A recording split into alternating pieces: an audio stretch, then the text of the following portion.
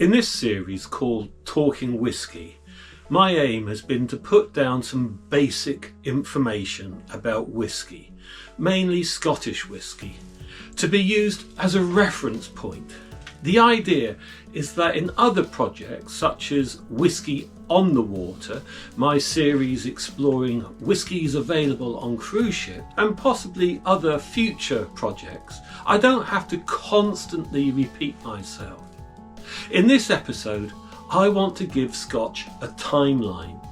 Legislation and taxation may sound boring, but they have many roles. Getting funds is just one function. They can also be used to encourage, to discourage, to modify, and even to abolish. They are not always well thought through and can be met with unexpected consequences. They are also affected by trend, understanding, global markets, and technological advancements. They have defined whisky's position in the world, as well as the methods of production, labelling, distribution, and even its actual definition. They have reflected society's changes, progress, and priorities, as well as the state of the world as a whole. A peek under the surface can even reveal motivations that are not always obvious. This episode is a run through some of those key dates and events relevant to bringing Scotch whisky to where it is today. There is a lot of history to get through, so hold on tight and off we go. We begin far back in 1494. England is under King Henry VII, who begins the Tudor dynasty, but Scotland is under the rule of King James IV, who was crowned only 6 years earlier, aged around 16 years old. His exchequer records an entry of 8 bottles of malt to Friar Core, wherewith to make aquavita, also known as whisky bar, enough for 1,500 bottles. 1505, the Guild of Surgeon Barbers in Edinburgh are given a seal of cause, a royal privilege which gives them the monopoly on the sale and manufacture of aquavita. 1644, the Scottish Parliament imposes the first official taxes on Scotch whisky. Illicit distilling booms. In the same year, the English government taxed malt in England. This has some significance as it is a vital ingredient in whisky. One of the effects was the discouragement of whisky distilling in England and the marked increase in distilling non-malted grains, leading to the later gin craze in England. If you ever wondered why the English made less whisky and more gin than Scotland, 1707 and the Scottish and English Parliaments unify. 1713, there is an attempt to extend the English malt tax into Scotland, but this is unsuccessful. 1725, another attempt is made to impose a malt tax in Scotland. This was unsuccessful again, and this time led to fatal riots. 1729, 1736, 1743 and 1751 saw a series of acts commonly known as the Gin Acts. These were a variety of licenses, taxes and penalties, as well as specific definitions of gin. The aim was to curb what was seen as being a detrimental influence on the moral and physical health of the nation. But gin was also much liked and big business. 1757, the British government enforces a 3-year ban on the use of malt or grain for the purpose of distillation. This followed a significant crop failure and the need to preserve the grain products for food. This also further cemented the culture of illicit distilling. 1759, The 1757 three-year ban is abolished early following a good harvest, but tax is raised. 1784. The Wash Act of 1784. This is a significant bit of legislation that changed how whisky was taxed. Instead of taxing the wash and the low wine separately, the amount of tax was based on an estimation of how much spirit would be distilled from the amount of wash. This, however, applied to lowland distilleries only, and a line was drawn between the lowlands and the highlands for this purpose. The highlands were set at a lower rate, with tax calculated by the size of the still, for stills up to a capacity of 30 gallons, which were allowed. However, they were not allowed to sell outside of the highland area. A knock-on effect was that both areas had problems. The highlands were limited in the markets that they could sell to, but had lower tax rate, whilst the lowlands had the higher tax rate but were not restricted to who they could sell to. The lowlands were in a better position in regards to transportation. In turn, this meant that the lowland area was able to be monitored more easily by officials, and this caused less illicit and more legal operations. Lowland production increased to a level that exceeded the demands of the local market, and as a result, much was transported as a new make spirit into England, where it would be rectified and used for gin, threatening the effects of the Gin Acts and giving competition to the English distillers. 1786. In response, the government creates the Scotch Distillery Act of 1786. This had effects still seen today. Highland distilleries were allowed larger stills, and there could now be 2 distilleries in each parish. The differences in taxation between Highland and Lowland was also addressed, with both being taxed in the same way, although with Lowland distilleries now being taxed at a different rate. In fact, at almost double the rate of Highland distilleries. A formula had been developed that calculated how much spirit could be produced from stills based on their size and the assumption that a still could be discharged once a day. The lowland distilleries now faced a challenge to be able to continue meeting demands as well as paying those higher taxes. 2 approaches were soon adopted.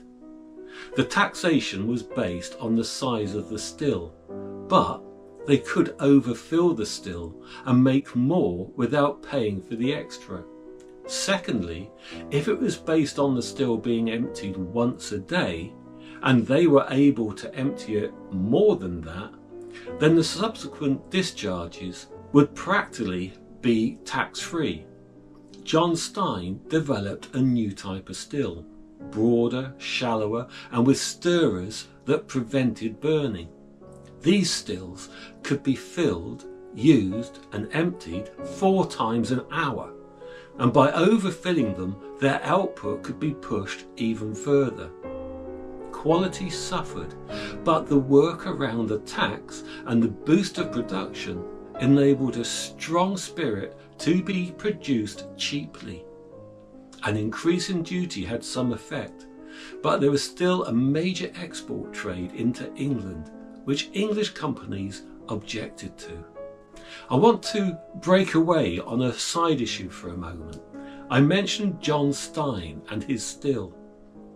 This was being used at Cannon Mills Distillery near Edinburgh.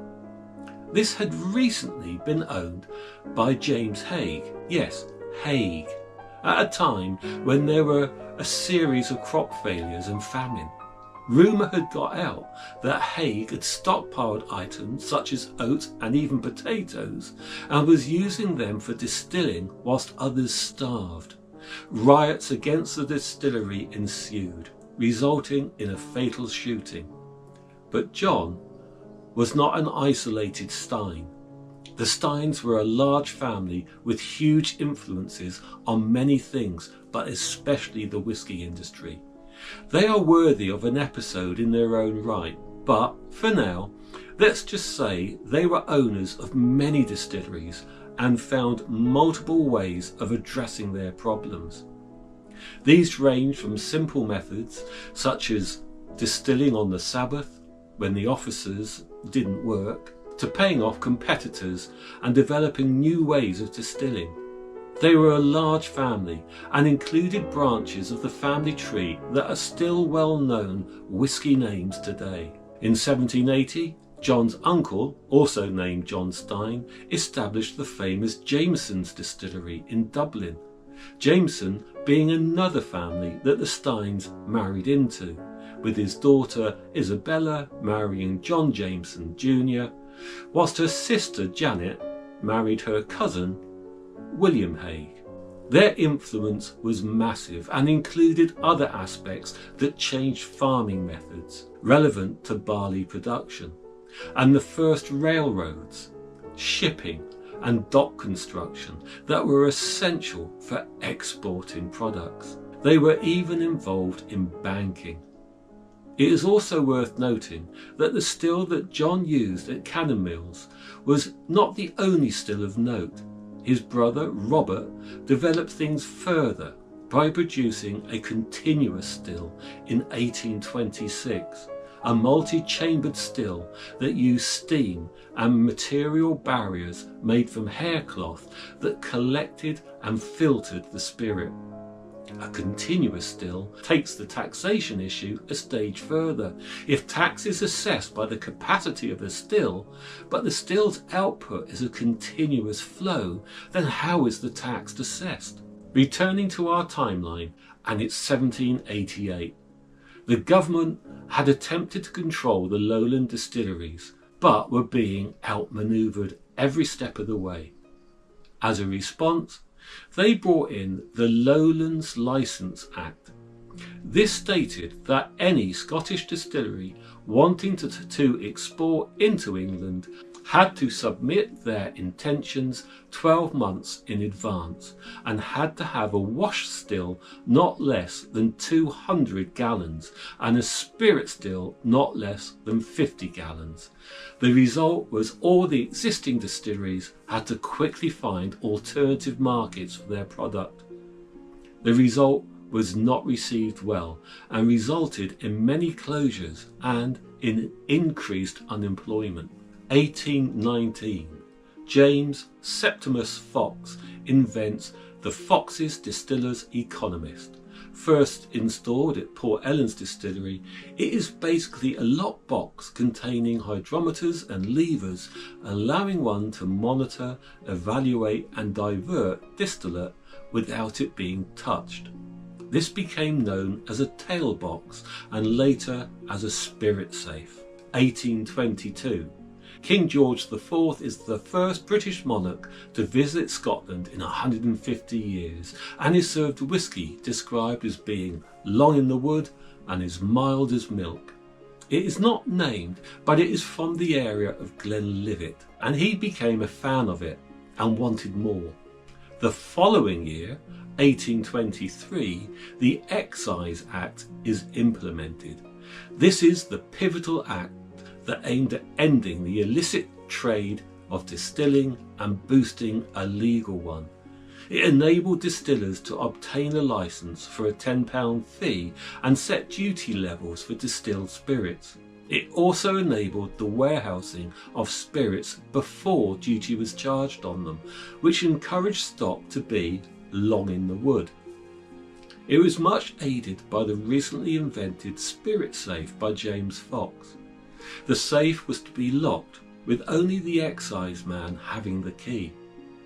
This made the distilling system a closed one and reduced the opportunities for the distillers to cheat the system, thus making the measurement and taxation of distilled spirit more accurate. It did not go smoothly at first, with illicit distillers burning down and attacking those distilleries that were going legal. Just a year later, George Smith obtained his licence and opened the Glenlivet. 1826. As mentioned earlier, Robert Stein produced his continuous still. 1831. Aeneas Coffey invents the patent still. Aeneas Coffey still had significant improvements on Stein. Whilst the principles were the same, the coffee still was far more effective and required less maintenance. Coffey is an interesting person of which there remain some grey areas. There is some mention of him developing a spirit safe as well, and he was involved in the construction of that 1823 Excise Act. His work history was as an excise officer, and he soon rose to the position of Inspector General in Ireland. During this time, as an inspector, he had a rough time. His role was collecting taxes for the British government in a country, Ireland, that had other ideas about that. On one occasion, he was attacked in Culdaff, Donegal, an area I know very fondly. During the attack, he suffered a fractured skull and was bayoneted twice, causing damage to his thigh that he suffered from for the rest of his life. After he retired, he went into distilling and invented the improved continuous still known as the coffee still. This was not appreciated by the Irish distillers, but was a success in Scotland and other areas, and set the beginnings of the blended whisky industry. It was also one of the factors that shifted the bulk of the whisky market domination of the time from Ireland over to Scotland. 1834. The first coffee still is installed in Scotland at the Grange Distillery, owned by Andrew Philp, a cousin of the Steins. 1853. It's a busy and confusing year. It is the year of the Licensing Scotland Act, also known as the Forbes-Mackenzie Act, which states that bars could not open on a Sunday and had to close by 10 p.m. on a Wednesday. Some believe that it also opened up the potential to vat whisky in bond, but this is not true. However, this is also the year of the Act to impose additional duties on spirits in Scotland and Ireland. This allowed the practice of moving the contents of a cask into that of another cask. However, there were some restrictions, and it was on the condition that the duty was paid. This, however, was blending. 1860 sees another act, known as the Gladstone's Spirit Act.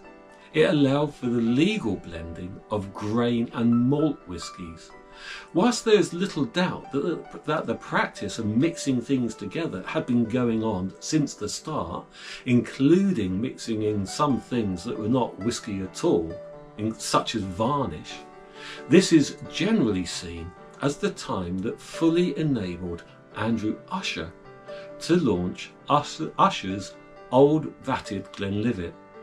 The process of blending Glenlivet malt whiskies together is suggested to have been inspired by the brandy industry, and it is seen as a breakthrough in producing a consistent and quality whisky in a sealed bottle. 1880. Phylloxera beetle infestations devastate French vineyards, impacting brandy production at a time when whisky was already becoming more popular. 1889. We cannot mention key historic moments without noting the first cupola roof on a distillery by Elgin-based architect Charles Doig, now an iconic image of whisky distilling. The roof design helps pour smoke through the malt during the kilning process. First used this year at Derwent Distillery and then at Aberfeldy. He designed at least 56 distilleries. 1897. Jurors appoint Alexander J. Cameron as master blender, and he pioneers double maturation in blended whisky. 1898. The Patterson crisis. Scotch whisky was having a boom. Advances in transportation, distillery design and blending, along with new marketing methods and brand recognition, boosted sales and production to new levels. And with many new distilleries being built, many of the big names of the time are still going strong today. But it was not all what it seemed for everyone. As it grew, it attracted the interest of the Patterson brothers, who began their own business blending whisky. This went well, and their company was valued highly. In 1896, they moved into making their own whisky and invested significantly into Glenfarclas, Oban, Altmore distilleries, as well as other investments and purchases. Legend has it that they promoted one whisky by buying 500 African grey parrots, which were given as gifts to licensed grocers. Each parrot had been trained to say, "Buy Patterson's whisky." However, the truth was that they had been mixing famous whisky with cheap whisky, as well as overvaluing property, paying themselves big dividends and buying back their own stock at inflated prices whilst using extended credit to do so. Their lifestyle was flamboyant and wasteful, and they would seek press attention at every opportunity. This gave the industry a false sense of growth, and it went into overproduction. In 1898, the boom began to tail off, and the reality began to emerge. In December, the Patterson stock fell by 55%, and the bank stopped the line of credit. The company went into liquidation, and the other companies that they had invested in and traded with were left vulnerable. Glenfarclas, Oban and Altmore, along with Ardgowan, very nearly went bust, but just managed to survive. Another 6 distilleries were also hit hard, and it was going to be another 50 years before a new distillery was built. The Patterson Company had a keen rival, which were now able to operate without the Pattersons' devious competition. They purchased the Pattersons' assets at a reduced price. This rival was the Distillers Company Limited, which later became Diageo. 1907, Shackleton sets off on his heroic trek, getting to within 97 miles of the South Pole. His team manage on very reduced rations and barely survive. This will become relevant later. 1912, the Wine and Spirit Brand Association is formed and eventually becomes the Scotch Whisky Association in 1942. 1913, a rise in cheap alcohol and an increase in drunkenness partly lead to the Temperance Act, Scotland. This act gave local areas the right to vote for prohibition at different degrees within their area. 23 of 253 districts choose to do so, including Wick, which continued until 1947 and led to the closure of the now reopened Old Pulteney distillery. 1915, the Prime Minister Lloyd George wanted prohibition for the UK, especially as he felt that drinking alcohol was having a detrimental effect on the war effort. However, he was persuaded against this and instead brought in the Immature Spirits Act. This pleased many in the whisky industry, as it put an end to cheap, non-aged spirit, which had been giving Scotch a bad name. Lloyd George had been persuaded that it was the nature of the immature spirit that was the problem, and that the revenue from whisky was also important. The result was that all whisky had to be matured in oak for a minimum of 2 years. That was extended to 3 years in 1916 before it could be called whisky. 1920, prohibition begins in USA, having obvious impacts on trade. See my Whiskey on the Water episode on Cutty Sark for some more information about that. 1933. The Finance Act of 1933 included a section about whisky, stating that spirits described as Scotch whisky shall not be deemed to correspond to that description unless they have been obtained by distillation in Scotland from a mash of cereal grains, saccharified by the diastase of malt, and have been matured in a bonded warehouse in casks for a period of at least 3 years. This provided the first statutory definition of Scotch whisky. In the same year, prohibition in the USA ends. 1934. America has suffered prohibition and the Great Depression. It needs to establish conformity and standards within its drinks industry whilst using cheaper local materials to avoid the cost of importing from faraway countries. At the same time, the lumber industry and cooperage unions have been lobbying for ways to protect jobs. The answer comes in the Federal Alcohol Administration Act 1934, which legislates that all bourbon isn't to use new charred oak casks. This gives American whisky a unique profile, whilst also giving the Scottish whisky industry a source of cheaper used casks. As well as being cheaper, these casks also give the industry another flavour profile to make use of. 1963. Gordon Cooper smuggles a miniature bottle of Cutty Sark onto the Mercury Atlas 9 mission, making it the first whisky to be drunk in space. 1983. Regulations change with the measuring equipment intoxicating liquor regulations.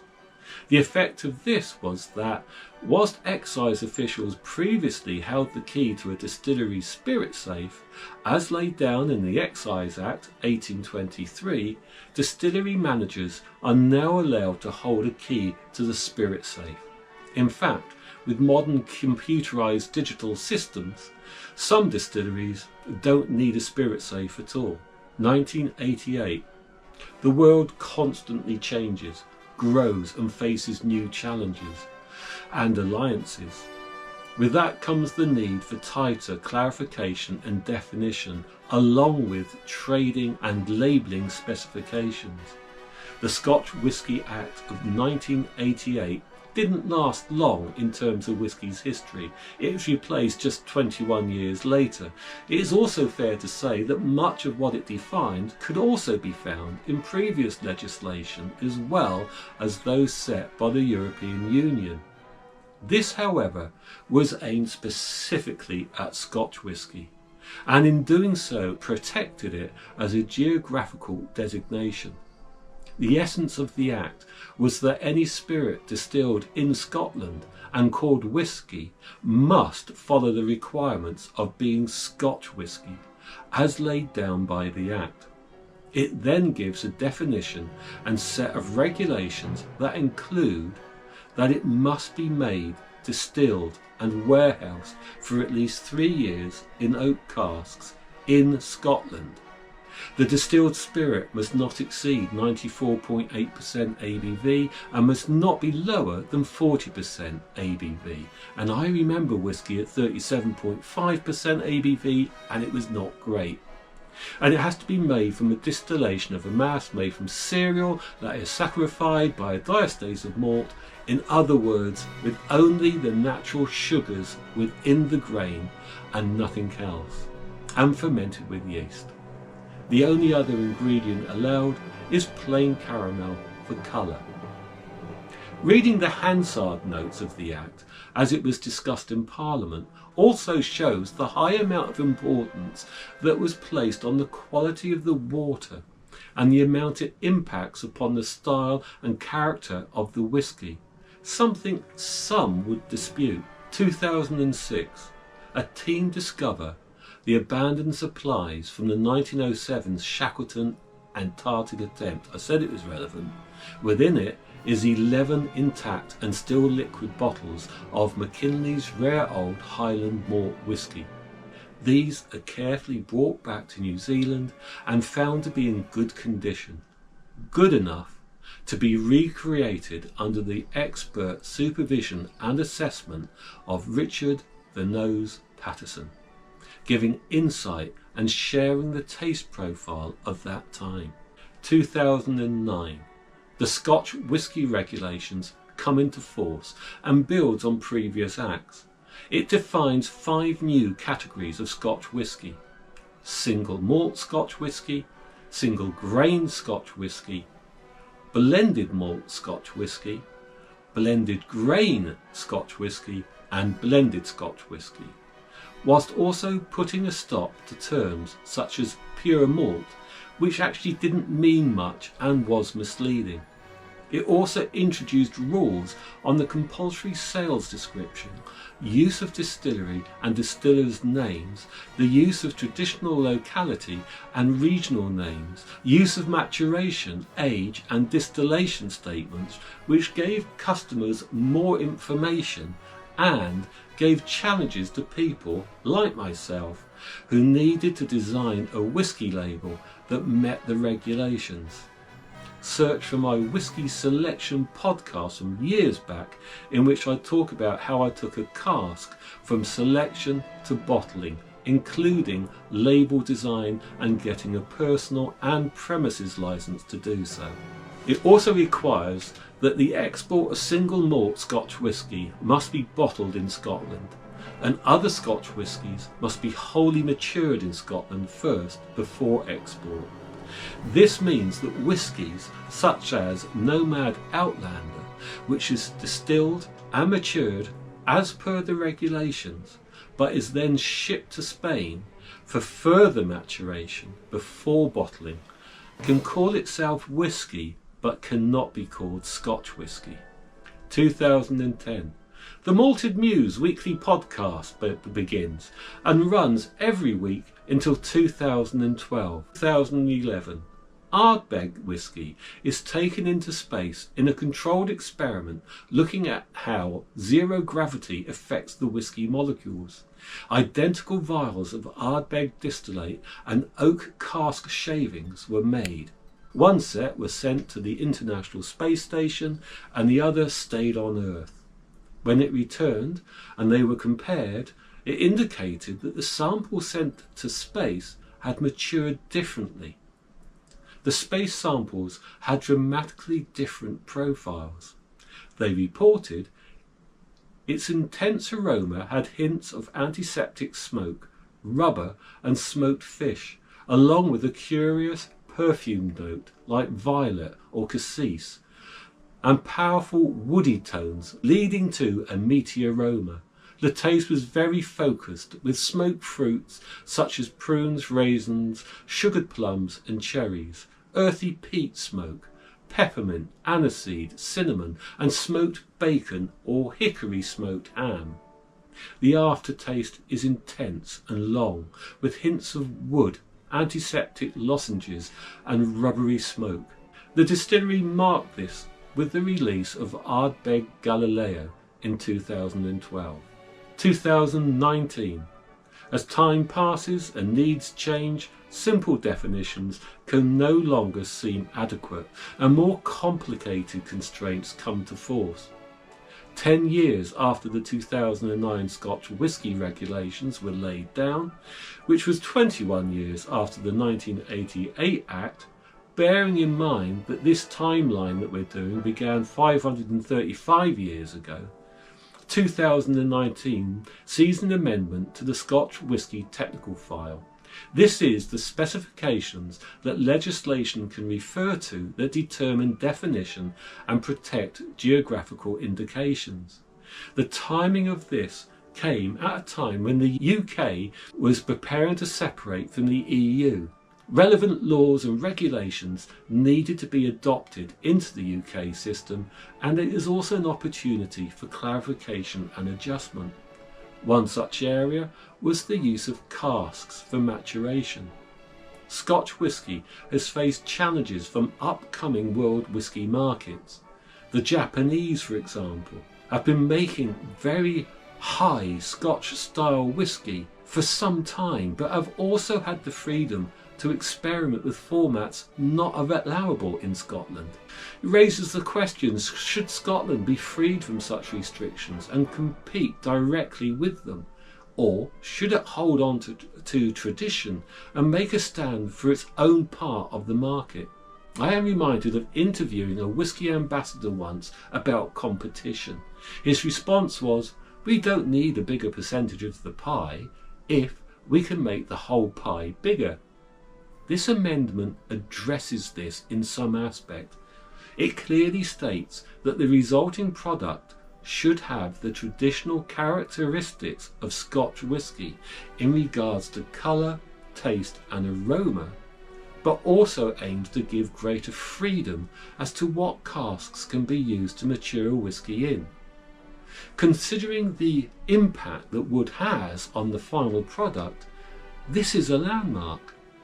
It states that the spirit must be matured in new oak casks and or in oak casks which have only been used to mature wine, still or fortified, and or beer or ale, and or spirits, and where such previous maturation is part of the traditional process for those wines, beers, ales or spirits, with the exception of wine, beer, ale or spirits produced from or made with stone fruits, beer or ale to which fruit, flavouring or sweetening has been added after fermentation, and spirits to which fruit, flavouring or sweetening has been added after distillation.